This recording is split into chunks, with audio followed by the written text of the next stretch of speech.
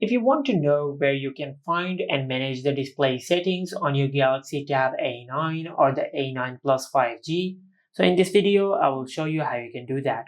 First of all, just go to Settings, and under Settings just scroll down and you will find the option of Display. Now just tap on Display, and after you do that you will open the display settings on your tablet.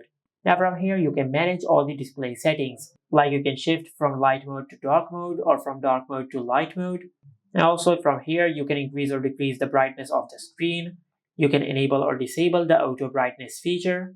And also from here, you can increase or decrease the refresh rate on the screen. If it is on adaptive, this means that the refresh rate of the screen is set on 90 Hz. But if you select standard, it will be set at 60 Hz. And after that, you can tap on font size and style. And from here, you can increase or decrease the font size. And also you can change the font style. Now after you're done with the font settings, then just scroll down, and from here you can increase or decrease the screen timeout duration to whatever you like. And from here you can enable or disable the edge panel, and also you can enable or disable the taskbar on your tablet.